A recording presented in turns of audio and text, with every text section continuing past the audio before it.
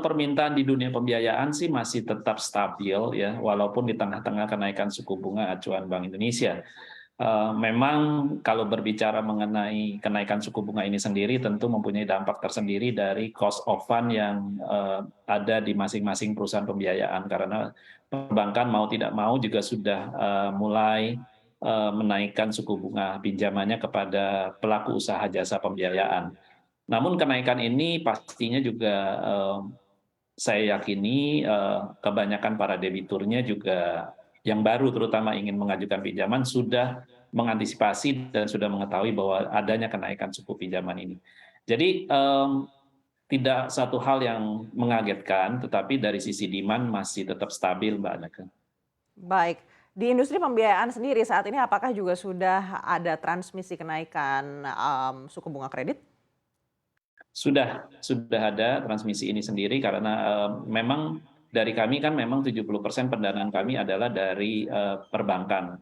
Manakala suku bunga dari perbankan cost of fund-nya dinaikkan, tentu kita akan mentransmisikan langsung kepada para debitur-debitur baru yang ingin mendapatkan pinjaman dari pelaku jasa pembiayaan.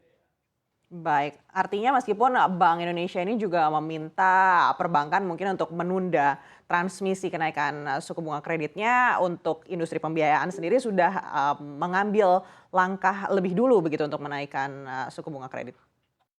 Ya, kalau kita bicara suku bunga, mungkin kita harus bagi dua ya, Mbak Aneke. Artinya begini, untuk pinjaman-pinjaman di perusahaan pembiayaan sifatnya adalah untuk pinjaman-pinjaman yang sedang berjalan dan sudah berjalan, karena sifatnya di perusahaan pembiayaan ini suku bunganya tetap fix pada saat debitur menandatangani perjanjian pada saat dia meminjam.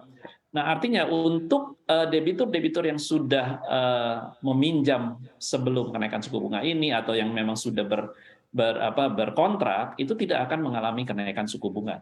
Yang akan mengalami kenaikan suku bunga adalah para debitur-debitur yang barunya nanti akan berkontrak setelah disetujui kreditnya.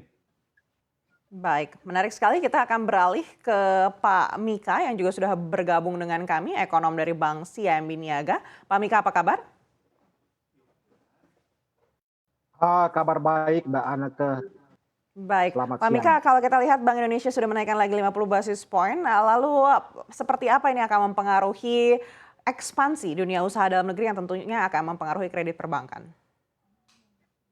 Ya, seperti yang sama-sama kita sudah ikuti bahwa Bank Indonesia telah menaikkan suku bunga total 175 basis point dan saat ini suku bunga BI 7-day reverse repo berada pada posisi 5,25%.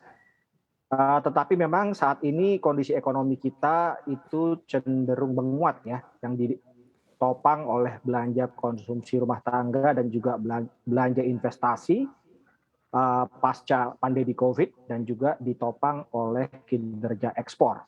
Jadi memang kenaikan suku bunga dan juga kebijakan moneter BI yang lain seperti kenaikan rasio GWM perbankan itu akan menyebabkan biaya bunga atau cost of fund perbankan menjadi lebih tinggi.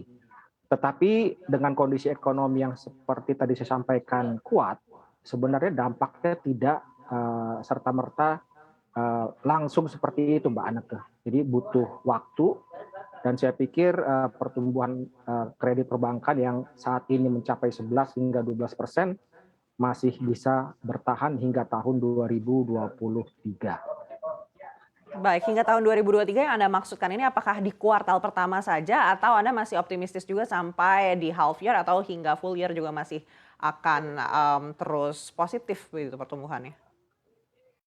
Ya, kalau saya melihat ke belakang ya, ketika harga komoditas masih relatif tinggi seperti yang kita lihat saat ini, itu permintaan rumah tangga di dalam negeri tetap kuat ya, walaupun memang ada kenaikan suku bunga dari Bank Indonesia. Jadi memang butuh waktu sehingga kenaikan suku bunga itu dapat memperlambat laju pertumbuhan ekonomi. Baik, selain sektor komoditas, untuk sektor-sektor lainnya apakah juga masih akan terus bertumbuh di kuartal 1 2023 ataupun di full year 2023? Ya, kalau saya melihat ke belakang, ketika kondisi ekonomi itu mengalami tekanan inflasi yang tinggi dan juga suku bunga yang tinggi, biasanya kredit perbankan itu cenderung meningkat untuk sektor-sektor manufaktur, kebutuhan rumah tangga sehari-hari, kemudian juga retailer dan juga konstruksi.